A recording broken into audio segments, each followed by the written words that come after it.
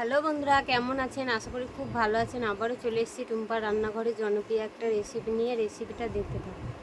রেসিপিটা হলো পাস্তা টিকিয়া বানাবো। কী করে বানাতে হয় দেখতে থাকুন। এই দেখুন, পাস্তাটা সেদ্ধ করে নিয়েছি নরম নরম। এটা গরম গরমে মাখতে হবে, নাহলে ঠান্ডা হয়ে গেলে পারবেন না।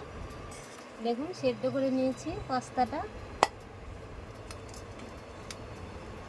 এখানে নিয়েছি বিনস কুচি, গাজর কুচি, ক্যাপসিকাম কুচি, পেঁয়াজ কুচি, হলুদ গুঁড়ো 2 চামচ মতো, চিনি, লঙ্কা গুঁড়ো।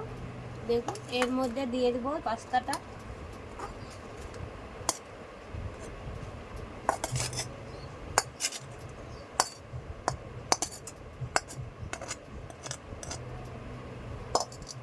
পুরোটা দিয়ে দিয়েছি পাস্তাটা।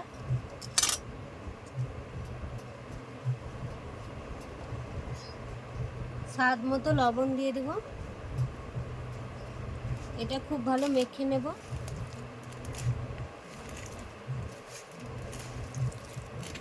সব কিছু দিয়ে মেখে নিতে হবে।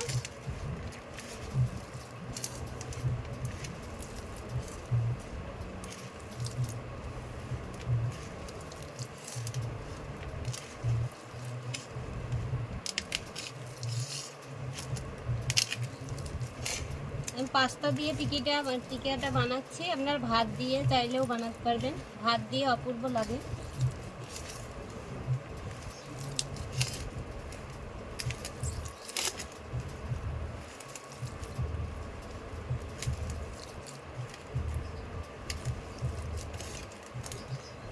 খুব ভালো মেখে নেব। 1 চামচ সাদা তেল দিয়ে দেব। সাদা তেল দিয়ে খুব ভালো মেখে নেব। খুব ভালো মেখে নিয়েছি। দেখুন, মাখা হয়ে গেছে। সামান্য হালকা হাতে জল নেব। ছোট ছোট টিকিয়ার মতো করে নেব। এটা ছাকা তেলেও ভাজতে পারেন। ছাকা তেলে ভাজলে ভেজিটেবল চপ হয়ে যাবে। আমি চপ করব না, টিকিয়া করব। এরকম চিপে দেব।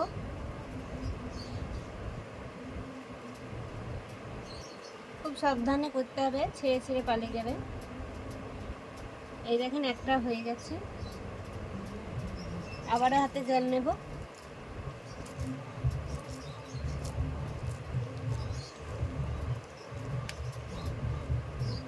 এইরকম করে সবগুলোই করে নেব। দেখুন, হাফ তৈরি করে নিয়েছি। এটা এখন বিস্কুট গুঁড়ো ছিটিয়ে দেব। আপনারা চাইলে ডিমে চুবিয়ে ভাজতে পারেন, তাহলে পকোড়া হয়ে যাবে। আমি পকোড়া করব না, হালকা হালকা তেল দিয়ে সেকে খাবো। দেখুন কত সুন্দর হয়েছে।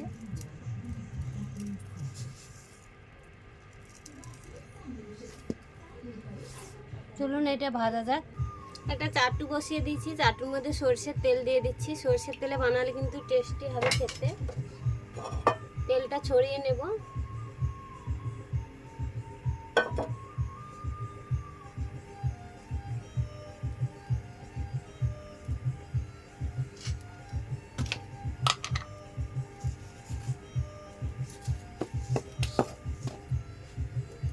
তেলটা পুরোটা ছড়িয়ে নিয়েছি। এটা একটা একটা করে দিয়ে দেব।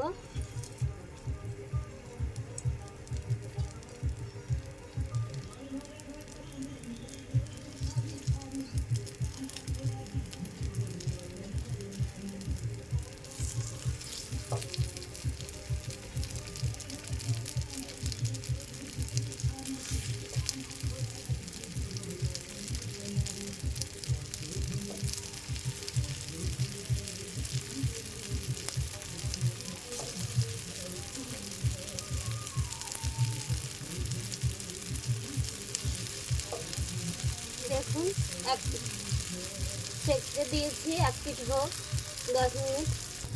দেখুন 10 থেকে 15 মিনিট হয়ে গেছে। একদম কম আঁচেই লাগবে। উল্টে দেব। দেখুন কত সুন্দর হয়েছে।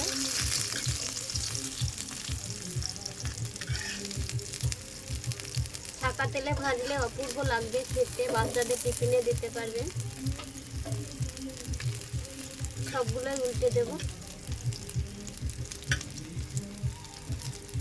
দেখুন সবগুলো উল্টে দিয়েছি, কত সুন্দর হয়েছে দেখুন। আবারও 10-15 মিনিট হবে। দেখুন আবারও 15 মিনিট হয়ে গেছে, এটা নামিয়ে নেব। কত সুন্দর হয়েছে দেখুন।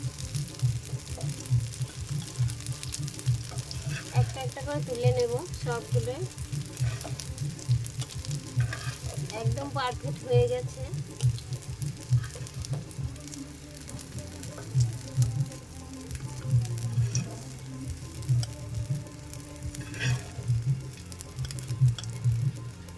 দেখুন কত সুন্দর হয়েছে। ভিডিওটা ভালো লাগলে অবশ্যই লাইক করবেন, সাবস্ক্রাইব করবেন, শেয়ার করবেন, পাশে থাকবেন। আর কার কার ভালো লাগলো রেসিপিটা কমেন্টে অবশ্যই জানাবেন।